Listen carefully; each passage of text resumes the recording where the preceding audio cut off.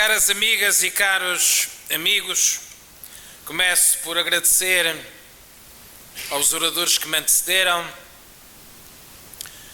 os elogios e as palavras simpáticas que me dirigiram, muitas delas imerecidas e causadas pela emoção deste momento pré-eleitoral. Eu sei que eles desejam-me o melhor, como desejam o melhor para os Açores, e por isso eu acabei por ter os elogios que eles queriam dar aos Açores.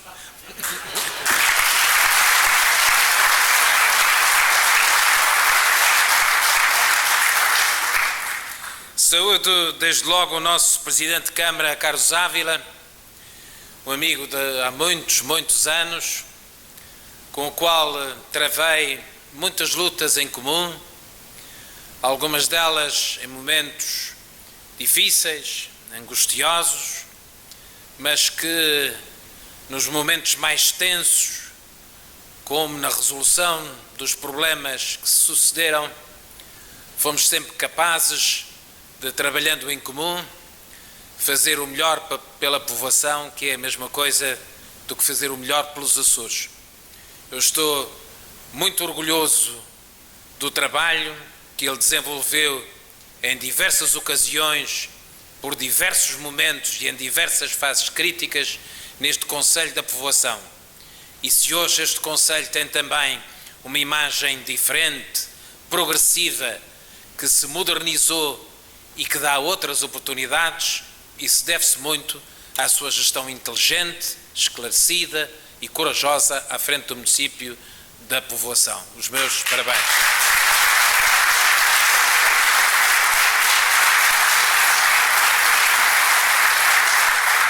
Quero evidentemente também agradecer à nossa candidata Madalena Sambento as palavras simpáticas também que aqui proferiu e dizer-lhe que tem sido uma excelente experiência estar com ela ao longo destas semanas, que já vão longas, de campanha eleitoral. Ela trouxe nestas nossas jornadas de trabalho um vento novo, um rejuvenescimento que veio de fora da política, e em especial de fora da política partidária. E tal como ela, outros e outras candidatos que estão na nossa lista de várias ilhas e que nos fazem sentir que o Partido Socialista, tal como os Açores, tem ainda muitas gerações para prolongar este sonho e para afirmar este sucesso dos Açores sob a liderança do Partido Socialista.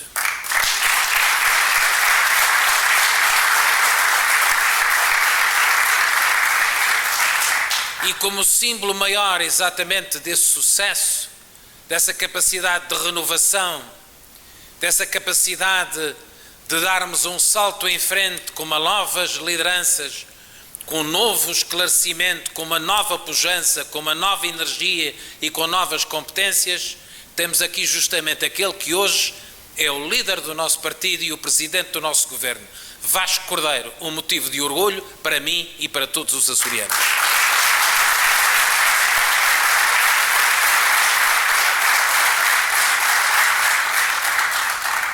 Estamos a viver um momento muito importante.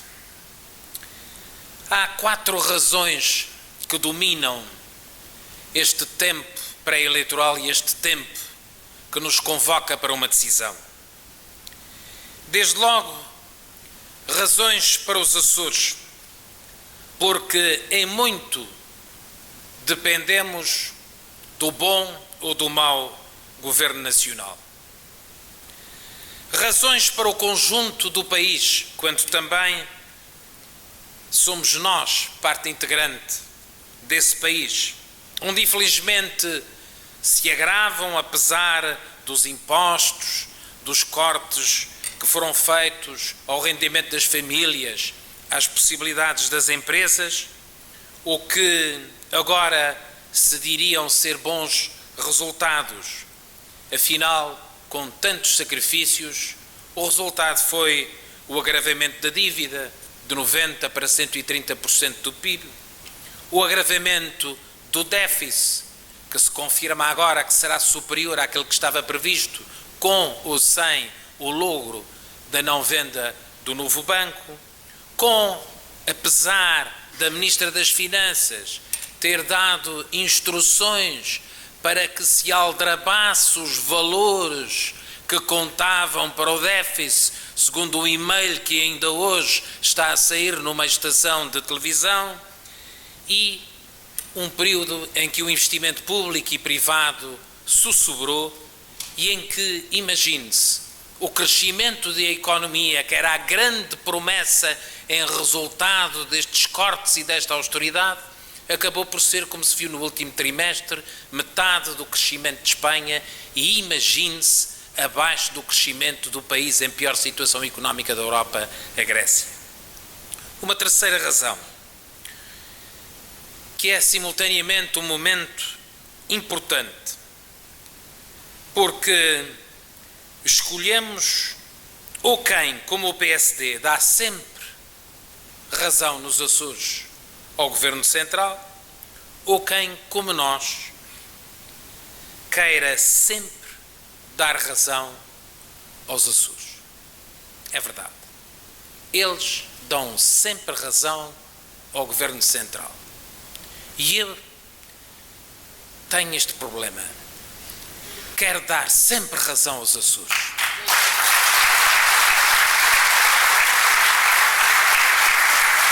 Só não percebo é que, com este meu defeito e com essa virtude da doutora Berta Cabral, por que razão se há de votar na virtude e não no meu defeito?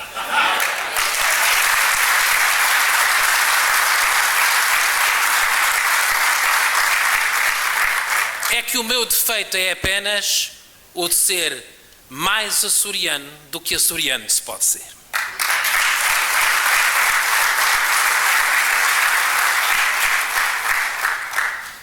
Mas há uma outra razão. E a outra razão para votarmos no Partido Socialista nestas eleições, por todo o país e também nos Açores, é que quando as sondagens, falsas ou não, não interessa, dão uma situação próxima do empate à coligação e ao Partido Socialista, só há uma forma da direita perder: é o PS vencer. A Catarina, o Jerónimo, que nos perdoem, que são com certeza boas pessoas, mas o que interessa não é protestar, o que interessa é votar, é vencer para mudar. Votar na Catarina, votar no Jerónimo, ou mesmo votar no Marinho, é como votar no Pedro ou no Paulo. Cada voto na Catarina, cada voto no Jerónimo é um sorriso do Pedro e um sorriso do Paulo.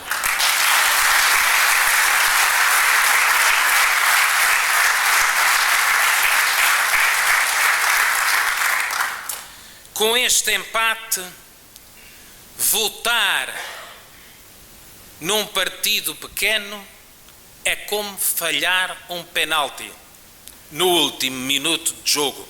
É preciso votar no Partido Socialista, é preciso meter um golo a favor da esquerda.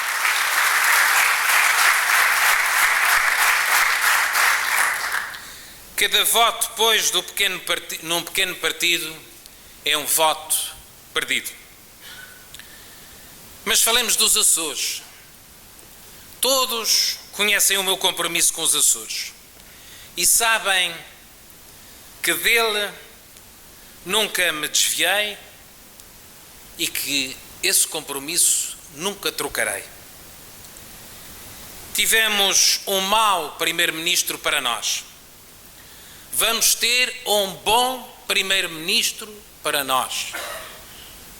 E quando ele se esquecer disso, eu vou estar ao pé dele, para que ele seja sempre um bom primeiro-ministro para os Açores, porque nós já temos saudades disso.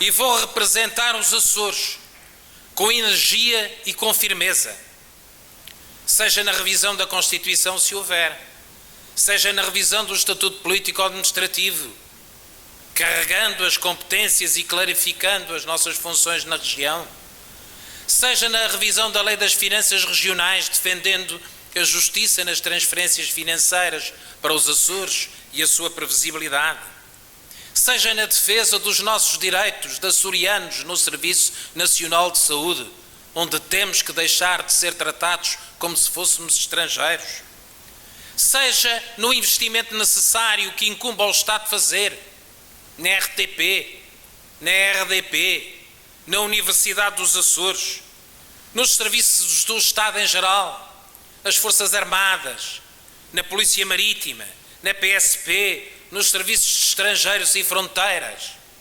A situação que hoje vivemos, de ser necessário ser uma Câmara Municipal substituir uma lâmpada numa repartição do Estado, do Governo da República, porque eles não têm dinheiro, de ser necessário o Governo Regional oferecer um computador, porque eles não têm dinheiro, de ser necessário o Governo Regional oferecer um carro para a polícia para eles não darem a pé. Essa situação de indignidade tem que terminar, o Estado tem que assumir as suas responsabilidades, dignificando os seus serviços na região.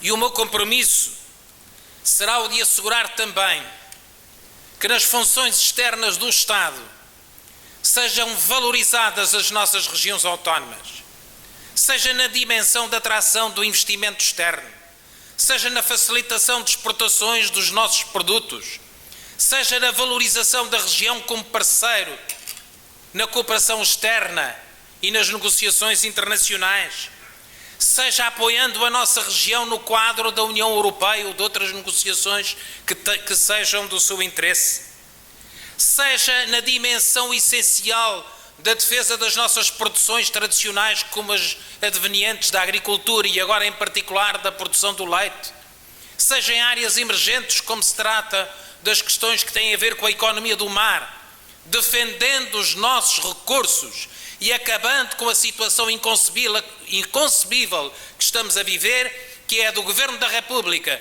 nas costas dos Açores, nas costas dos açorianos e nas costas do Governo Regional, andar a negociar o mar que só lhe emprestamos e que só é de todos os portugueses e não apenas de alguns.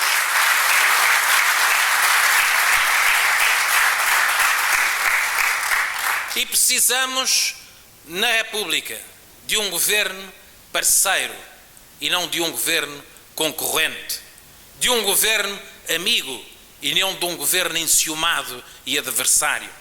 Precisamos, no Governo da República, de um governo solidário, um governo que apoie os Açores nos bons como nos maus momentos.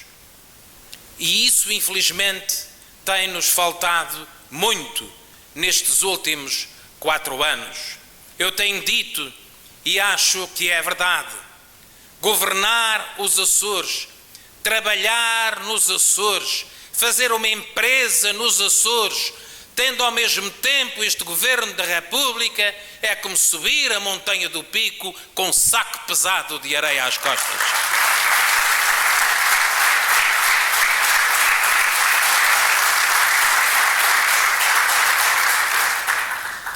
Vamos mudar com confiança. O risco, e isso é preciso explicar a todos aqueles que conhecemos e com os quais falamos. Qual é o risco da mudança? O risco não está em inovar ou num governo novo. O risco está em continuar um mau caminho com este governo velho. Um caminho que nos levou a um agravamento da dívida pública de 90% para 130% do PIB, a um déficit que falhou nas suas previsões e que, em termos comparativos ao déficit dos Açores face ao PIB, é 43 vezes maior. Um governo que lançou para a imigração 450 mil portugueses, a maior parte dos quais jovens, e que se pudessem votar domingo a Portugal, eram 450 mil votos contra a coligação de direita que os expulsou do país.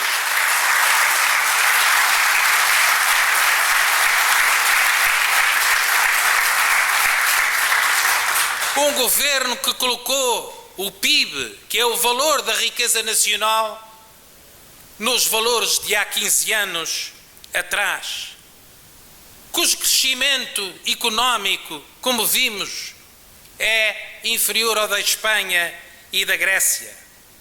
Um governo que, apesar da descida da taxa de desemprego que se verificou em toda a União Europeia, tem ainda a quinta maior taxa de desemprego dos 28 países da União Europeia e ainda por cima conseguiu algo que não é fácil. É que o desemprego aumentasse no mês de agosto, que é o mês onde sempre baixa o desemprego.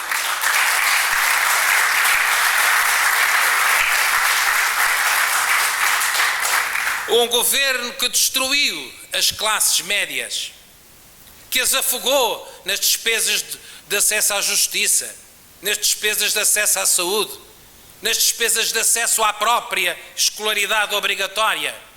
Um governo que levou o país à taxa de incidência de pobreza mais alta desde que se publicam estatísticas desse indicador em Portugal.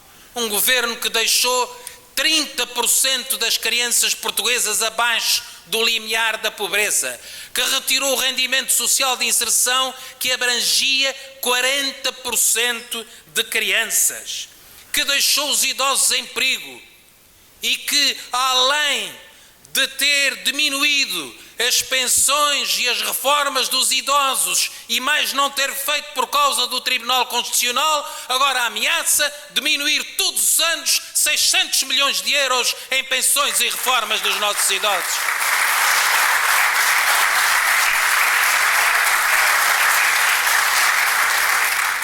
Toda essa degradação ocorreu ao mesmo tempo em que baixaram os juros na União Europeia, em que baixaram os preços das matérias-primas, do petróleo e de outros que são consumidos em Portugal. Ao mesmo tempo que foram criadas facilidades por toda a União Europeia e que abrangeram Portugal, ou pelo Banco Central Europeu, ou pela Comissão Europeia. Ou seja, quando tudo se conjugava para que Portugal crescesse mais do que os outros, para que Portugal recuperasse, para que Portugal diminuísse a sua dívida, para que Portugal controlasse o seu déficit, para que Portugal recuperasse as suas famílias da pobreza, este governo conseguiu fazer exatamente o contrário, com uma situação que melhorou no exterior. Por isso, todas as razões, não fossem as razões açorianas que nós já temos, para darmos uma grande derrota à coligação e darmos com a nossa vitória uma grande vitória ao Partido Socialista por todo o país.